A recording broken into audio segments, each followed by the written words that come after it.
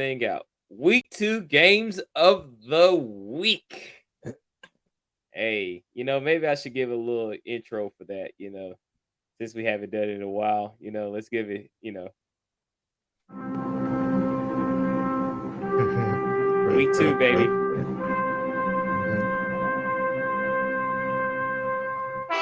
This is redemption week for a lot of quarterbacks that we just talked about. Redemption week. Y'all better come with it, like, for real. Or you're going to get replaced by the names of Jordan Love, Brock Purdy, Mac Jones. I know. Yeah, that's blasphemous, right? Did y'all hear what he just said? Oh. I mean, hey, y'all got to come with it, man. I mean, Dak can already be replaced by them. And so yeah. Dak and James. Dak is trash.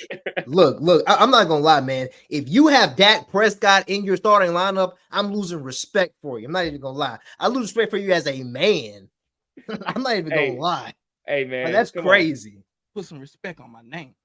You understand me? When y'all saying my name, put some respect on it. That's what Dak's saying, man. Man, look, Dak, you're trash. Period. Period. Oh my God! Oh man, so offensive. That's what we do it here at the Fantasy Cookout. All right, so I'll go first. My game of the week is the Chiefs at the Jaguars.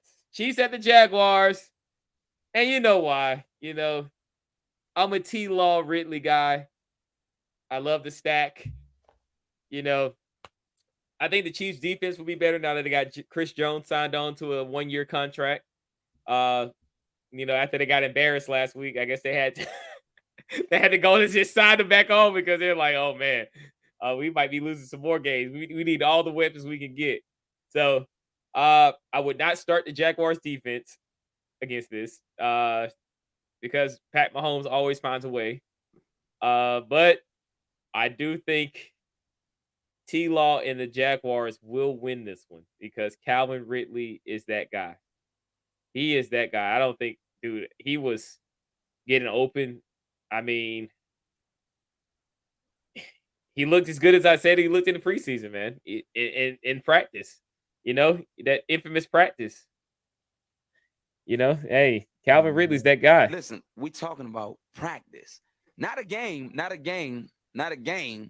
We talking about practice. So, I mean, I'm expecting a high-scoring affair. Even if the Chiefs get up early, I think Trevor Lawrence, as we always say, he's got that dog in him. Calvin Ridley got that dog in him. And you have other options like Evan Ingram. He got that dog in him. Travis Etienne got that dog in him. And Christian Kirk and Zay Jones, they can immediately have the dog in them too when they need to, So you got weapons to work with. And I think, the Jaguars defense will hold just enough to give the Jaguars a win. And I'll stick to that. Chiefs will go 0-2. And I don't know how long it's been since that's happened, but man. That's crazy. It's just crazy that you say that, man. Like, I've got this game pulled up, man. The Chiefs are obviously the favorite. The Chiefs are minus 185 on the money line. So there's a lot of money on the Chiefs. But this game is not going to be free. This game is going to be a sweat. And the Jaguars are plus 160 on the money line. What I will tell you is this. I definitely believe the over will hit, and I'm not mad at that Jags pick at all. I'm not mad at that Jags pick at all because, look, man, the Chiefs are not who we thought they were. Let's just say that they're not who we thought they were, man. Yeah, and especially if they don't have Travis Kelce again at least, I don't even know, like 70%, maybe 60% health. You can call it a wrap because they don't have receivers. So, no Marquez Valdez-Scantling. Can't depend on him, No Sky Moore. Can't depend on him. Obviously, you cannot depend on Kadarius Toney because that man, he got bricks for him. I mean, the only person you can rely on is Noah Gray, and they'll lock him up. So, yeah, that's my analysis for that game. Jaguars with the win. I think they'll win. It'll be close. They'll probably win by like less than 3. You know, if they do win, I'd be surprised if they win by more. But yep. All right, let's go to Vaughn's game. Ravens at the Bengals. Let you take over, man. What do you think about this game? I mean, it's no surprise that Joe Burrow didn't have a good game. It's no surprise. I'm looking at this game, man. The Bengals are a 3.5-point favorite. This is an AFC North rivalry. This game is always close. I think that this will be a 3-point game. So I believe that the Ravens will cover the 3.5, but I believe the Bengals will win. I understand that the Bengals are favored. I believe they will win. I think that this is a game that Joe Burrow, he's gonna recover. He's gonna recover. The guys are gonna recover. I've got the Bengals winning this game. 27-24. 27-24. Throwing out numbers, huh? 27-24 is what I got. Okay. I can give you fair. I think the Bengals will win too. Unfortunately, I have the Baltimore's DST, and I'm not dropping them, so I'm just gonna have to suffer through this game because the schedule looks quite nice for the DST after this week. So I'm just like, I just suffer through a game. It's not worth dropping anybody. But yeah, I like that analysis. Should be good.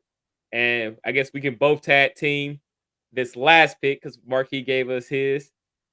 He's got the Dolphins at the Pats. So this is the battle. The Bama. He said the Bama Bowl. That's what he called it. Because you got Tua versus Matt Jones. The Bama Bowl. And Jalen Waddle. You got to throw him in there too.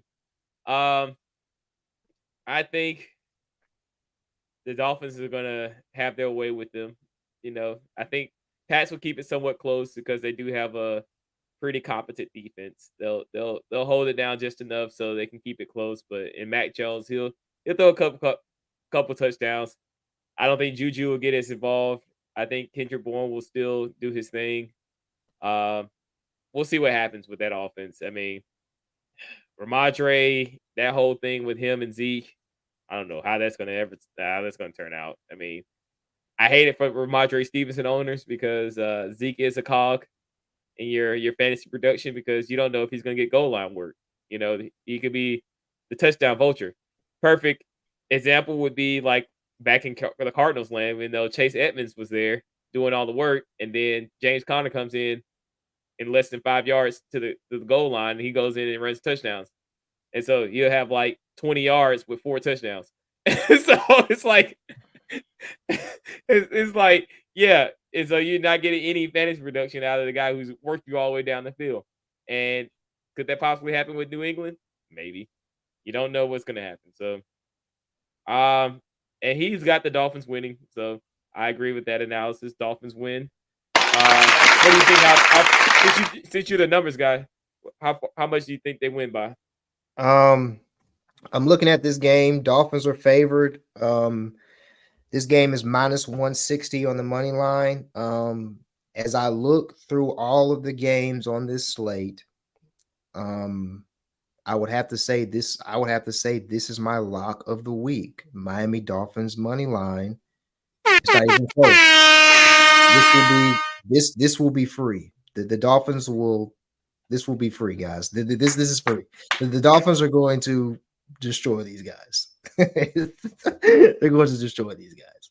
Like, yeah. Oh man.